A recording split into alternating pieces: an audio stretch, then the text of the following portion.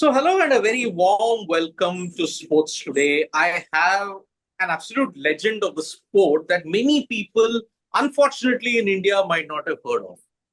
2,400 plus wins and counting. 2,400, that is the number. Indian horse racing, if you ever needed someone to take inspiration from, and recently the crown jewel, the Ascot Cup, when you look at the Shergar Cup in Ascot, the one who won it and put India firmly on the map. I've got with me Suraj Narredu. Suraj, thank you so much for taking time out from your busy schedule and joining us after the high of the Ascot Cup victory that you had.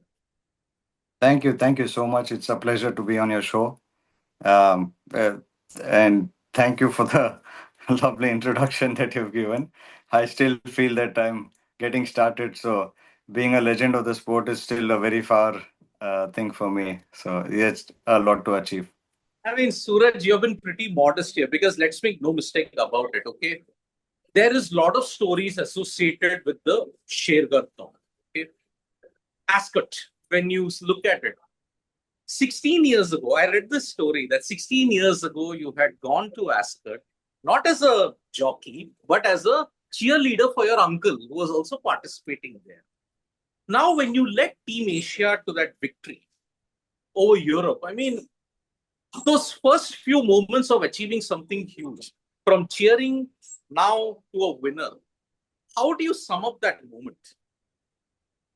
It's actually very hard to put it up in words because you can only feel it, but and everything was happening during the on that particular day and during the race, and when I won the race, everything was like a blur to me.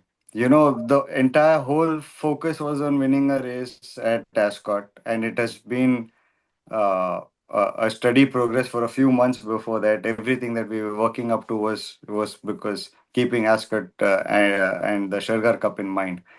But uh, so many sort of dreams that I've had over the years about racing there and winning there or whatever it was, it all came into one sort of place.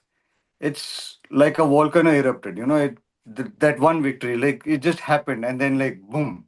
I was like, didn't know how to actually celebrate, react it, and then even after that, the next few days also, no, I still didn't understand what has happened and what happened. I knew we won and all those things are happening, but deep down inside, it took a few days to kind of sink in and then sit at one place and think, yes, we did it.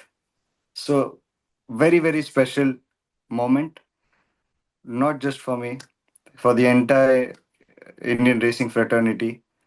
Uh, all of us had felt or dreamt that one of our boys would go here and ride, or there would be an Indian representative at that race. Because even if it was in an equine form, if a horse had to go and race there, any of our trainers had to come and be a part of Ascot, or any of our jockeys would do that. So for all of us, I was kind of representing them, and for us to come out and be successful was a very, very, very special moment. Yeah. I mean, you got family also involved in it. You got everybody was there. It was such a special moment indeed. But Suraj, how difficult is it to live up to that family lineage? I mean, I read through your history from your grandfather, right from the Mahalakshmi race course, all the way till now. You're like, as you mentioned in one of the interviews, you're like the O'Brien family. The O'Brien family in Ireland also has got a huge pedigree when it comes to horse racing. How tough is it to live up to generations of such talent? I mean, uncle was also an ace jockey when you look at it. How tough is it to maintain that pedigree? See, firstly, I think there was an error. My grandfather was never involved in racing, but Okay. my father was a jockey, and then my uncle, he became a jockey. Both of them trainers because they were very successful in their jockey career, and then now they're very successful in their training career as well.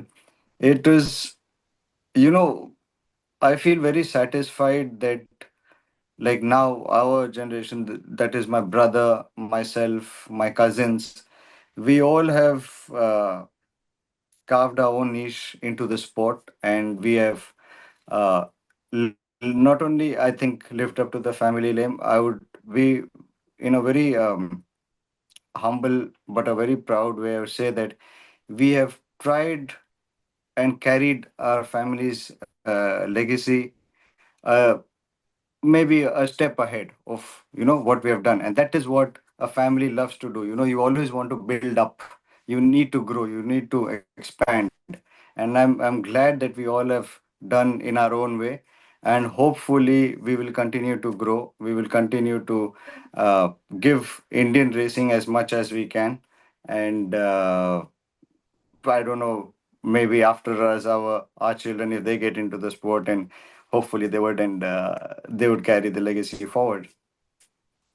Suraj, when you look at it, I had mentioned about 2,400 plus wins. You have raced in all the major centers. Melbourne, you trained in Melbourne also, Malaysia, Macau, you've raced everywhere. But yet, why do you think the sport hasn't gotten the popularity that it deserves? Especially when you look at it. Is it the financial aspect? Is it the lack of knowledge about this whole thing?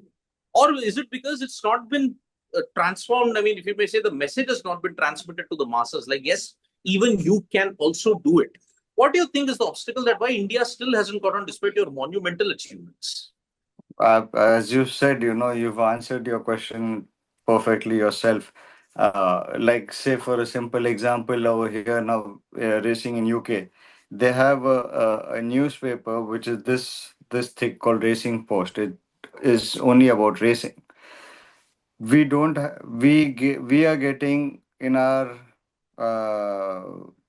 newspapers, we get a small column which is, say, this much, a size of a matchbox or a remote control, so small, and in that, how much can a person write as well? So you're not giving enough what do you say, knowledge to Column the space normal, or yes, yeah, to normal non-racing people. If when they start reading things only, they will know, but if you're not providing any information, how would they know? Then obviously, today it is much more easier to market and let people know through social media. The clubs have just now started to use social media, but I think it is way bigger here outside of India when you go to look at it, and the way they promote their sport. They always getting what do you say, uh, a lot of information from the jockeys, trainers, and owners, and putting out in public, which is not done in India. In India, you have two or three, four racing journalists who write their opinion about racing. It's never been asked to the professionals, so it is their opinion, and that is what people read. That is one thing that needs to change in India. And our administration, I would say, has not done enough in the previous years to promote the sport as much as normal any other sport people would be doing. It's just one day of the derby that is being promoted, but I think we should get together and make it a seasonal affair. You need to put it out in public domain, and call and invite people with different, like, say, for example, even they have restrictions on children to enter at some race courses under a certain age. And I think if these small things open up, and you get the younger crowd, the kids, to get involved, seeing horses, how they are, you may get a next professional from one of the child who's watching the races. So you just want to create a, an interest to the younger crowd. But if you don't, if you're going to get someone after 18 years to come and have a look at the sport, yes, they might come as a spectator one day, and they'll go back and do their work, because they've already, by 18, they've already started to kind of or probably decided what sort of a career they're looking at. So you're never going to get new people into the sport. How do you get the new? Now there are only professionals and their family who know about racing, and they will be the next people who will enter the sport. Well, you need to open it, and when you need to open it, you need to call the kids, call the younger generation inside. Suraj, just for people, because unfortunately we live in a country in which other sports don't get that much of preference. I mean, for a race jockey, what are the physical requirements and what are the other logistical requirements when I'm talking about monetary wise? For an ordinary family, what is your advice as to physical training and the financial aspect of it? What all does the family, a normal family, needs to do? If I have to say, son, you will be like Suraj, an ace Indian horse racer. What do they need to do? See, so for anyone to become a jockey, the obvious priorities or requirements are that they have to be light in weight, so they don't have problems in future. Because as you grow, you're going to put on weight, but you need to be at a weight where you can manage to ride horses. So I would say when you're starting off, if you're anywhere between say 40 to 50, 48 to 52 kilos, when you start off, that's when you get your apprentice license. If you're around that weight, you're at a pretty decent weight, and not allow it to go, maybe 53, 54 after your first few years. That would be an ideal way to ride. So those are that's the main criteria to have your weight low. Have basic educational qualification. That's at least that's by saying your 10th standards exams. Higher than that, well and good. So that is another thing. And in racing, like any other sport, a lot of people start very young. So the earlier you start, the better you are, because you then you're kind of molding yourself into the sport, and you're not too late for it, because what happens is once you get your apprentice jockey's license, that would be around, now in India, about between 17 years or a little heavier, 16 as well. What happens is at the age of 25, you lose something called your allowance, your claim. So for an apprentice, you get some weight allowance. You can carry 5 kgs lesser, and then depending on the number of winners you're riding, your allowance, your claim becomes lower. So if you start late, you're not going to have that enough time to finish your claim. Understand? So that's where you're going to lose out, and it is a sport where uh, I would say, on average, earlier at least, people used to retire around 40 years. So you have a very small lifespan in racing as a jockey, because obviously you want to be fit, you need to be agile, you need to be quick. And when you're keeping yourself light, you're obviously dieting, working out, and all those kind of stuff. So you need to be your fittest at your lightest, if I have to say. So it is uh, it would be good to start early, is what I mean to say. And well, these are the basic requirements. You get into enroll yourself into a riding school at any of the race clubs, and then they'll guide you to how do you get your license in different centers. In Bangalore, the process is different, but they have apprentice jockey schools in Hyderabad and in Calcutta and in Bombay. So if they're selected, so every, I think, once in 3 years, they select about 10 to 12 boys, and then they mold them, and they have this apprentice jockey school where they give them the training. They all the boys stay together, and that's how you get into the game. They make you a jockey. And monetary wise, well, to start off riding, there's not much required. It's very basic. The basic is you pay your for your own racing equipment, your attire, that's your racing boots, breeches, helmet, and your body protectors, which is the vests. So those are the basic requirements. And whatever the riding school fee charges are, I think they're quite nominal, not very expensive. And once you start riding horses, you've done your basic bit of training, you can always go and start riding for a trainer when you're ready to ride race horses. Okay, so for people who will be watching this, take this advice from one of India's best. If you want to become one of the best, this is how the basic procedure you have to follow. But Suraj, last question. You had said that once you win Shergar, you would now then want to go to Japan. Now, what is the Japan connection when it comes to horse racing? And is that the prime, if you have to look at it, when it comes to horse racing? Because you had said, I've moved to Japan, sell everything here and move to Japan. What is the Japan connection in horse racing? So I'll tell you what, the two toughest racing jurisdictions in the world to get in are Hong Kong and Japan. Very, very difficult. And they most time it happens is that you only get invited to ride there at their race clubs as a club jockey, what they call. So it so far, I think there was only one jockey who had been invited to ride at this invitational jockey challenges. One of India's legendary jockeys called Vasant Shinde in Hong Kong, and he had won two races there. And after he won the two races, he got an offer to stay there and for a longer time, which he didn't.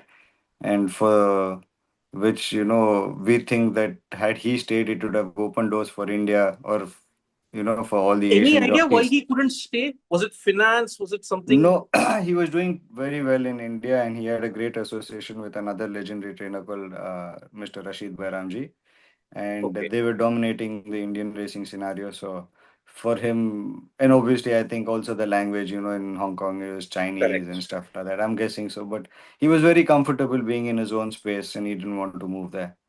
But in hindsight, well, it was a decision he had to make at that point of time. He made it. But today we understand how difficult it is to get in there in Hong Kong and Japan.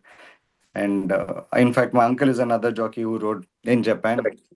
or probably the only Indian jockey, I guess. I'm not too sure about that, to ride in Japan. Again, that was way back, I think early 2000s when he went and rode there. And no other Indian jockey has gone there.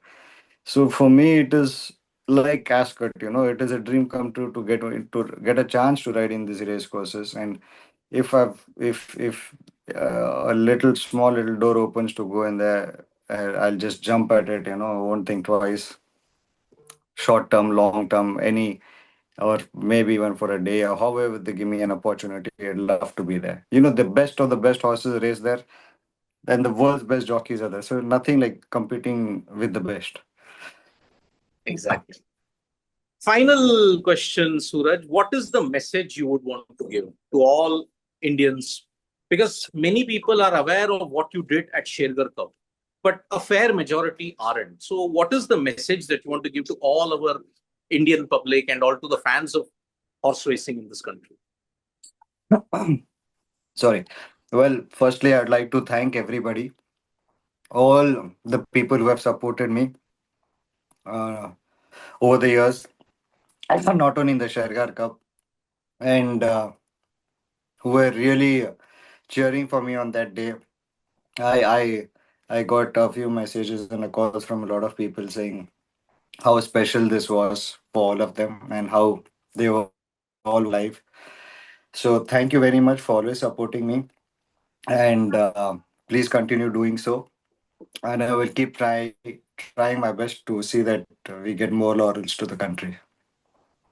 So there we have it, Suraj Narredu. It was an absolute honor to welcome you on Sports Today. Hope you achieve far more. I don't know what else is left to be achieved after 2,400 wins, but yes, this Shergar Cup win was really, really historic for all of us, and it was a proud moment for all of us indeed. So thank you, and thanks for giving us so much pride on this particular August day in 2025. And there we have it, folks. Suraj Narredu joining us on Sports Today. Do like, share, and subscribe to the stream. Bye bye. Thank you. It's been a pleasure.